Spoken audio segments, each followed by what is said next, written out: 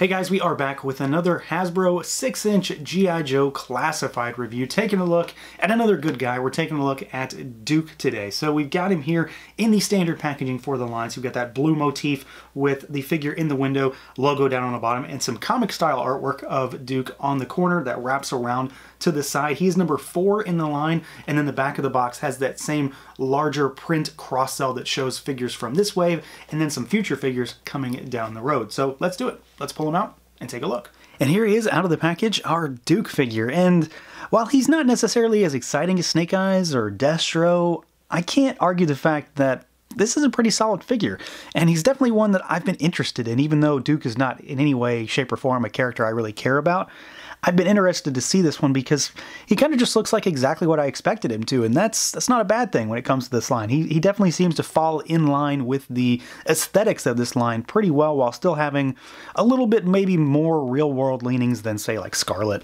or Roadblock in some ways. So I'm pretty happy with the way this guy turned out, and there's a lot of good stuff going on here, honestly. So let's see what he can do, see how he moves around. If you've messed with any of these other figures, you already know what's going on here. But let's give it a run through. So we've got a head that can look up really far down, and the neck is independently articulated, so it'll help you move, tilt side to side, and then rotate. The arms go out at the shoulders. They rotate. You do have a slight butterfly joint there, bicep swivel. You got double jointed elbows, and then you've got hinges and rotation at the wrist. He does have an ab crunch, and then he's got the ball peg waist, so he goes backwards, forwards, tilt side to side, and then full rotation, so just like Snake Eyes does. You've got legs that go out, they kick forward, they kick backwards. You can drop that joint down as well. He does have a thigh cut in there, and I'm likely knocking this off again.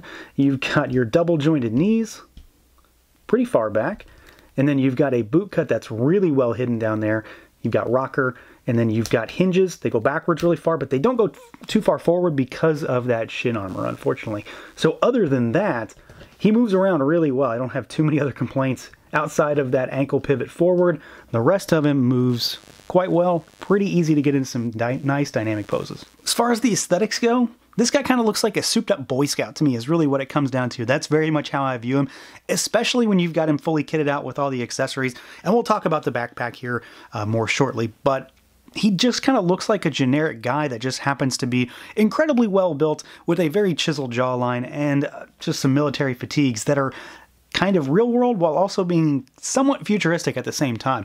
So he kind of has like a line of demarcation here, really. So the top half of the figure very much just kind of looks normal, like a guy that's wearing, you know, a military dress almost in some ways, but there is a decent amount of paint up there too. It's not just tan plastic. He's got, you know, he's got like a pin here that's nice metallic gold. He's got some red accents, they're not exactly black. They've got like a little touch of green in them almost.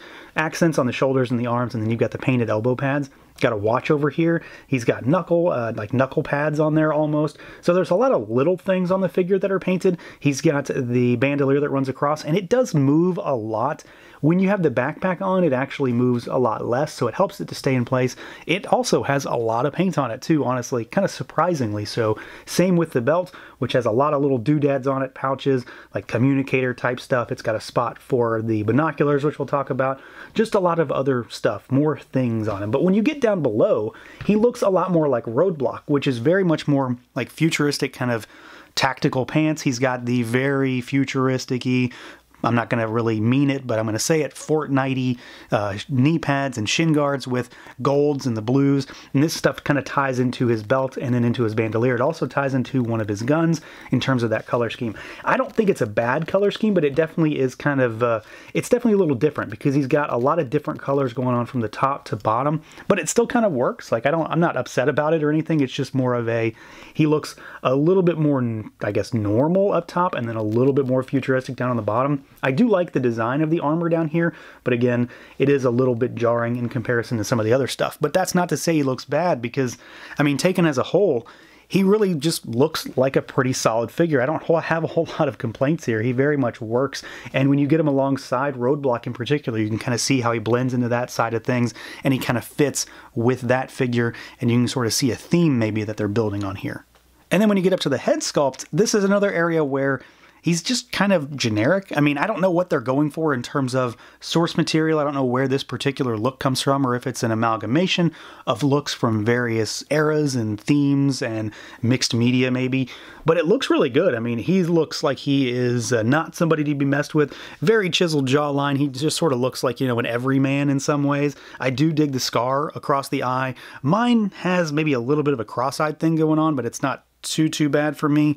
The overall facial features do look really good, and then the hair is really nicely done. The kind of buzz around the back and then the slightly longer hair looks really good. The sculpt is nice, really clean, and there is a surprising amount of paint in there too. It kind of goes from a almost goldy yellow to a lighter yellow and then a little bit of a darker with some wash in there and some highlights. So it's a really nice sculpt. It's just kind of generic, but in many ways that's not a bad thing for this guy.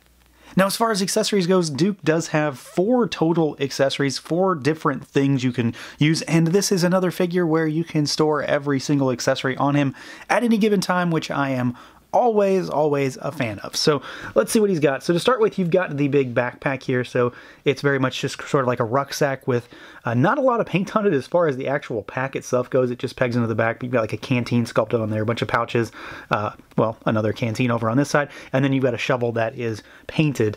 Nothing's removable. It's all one piece. So you've got that. We've got the kind of like binoculars thing over here that pegs into the back of his belt. So it's just done up in some gray plastic, little viewfinder there, kind of like a scope on the end. Pretty, you know, tactical type of looking, futuristic-y binoculars. And then you've got some weapons. So you've got a sidearm pistol over here, and he is guilty of having some of the futuristic style guns that people either, you know, are okay with or plain don't like. So he's got this kind of gray and kind of gold color pistol. Again, very futuristic looking. It doesn't really look like any kind of real world gun specifically. And then you've got a pretty futuristic looking assault rifle here, which I actually like the design of this one. The color scheme I think is what makes me not like it as much. I wish it wasn't gold. I wish it was, I don't know, just silver maybe, or gunmetal.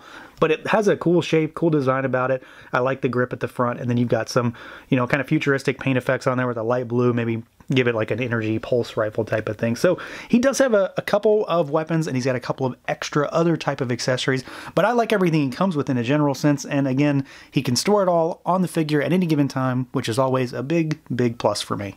So frankly, there's not a whole lot to say truly negative about this guy. He really comes across as just a solid entry in the line. He very much seems to be consistent in his execution from overall sculpt, paint, accessories from various types of accessories, and just the solid look. The sculpt on the head in particular is rock solid. I think everything about that looks really good. You know, he's kind of that generic everyman look, which works really well for this type of character.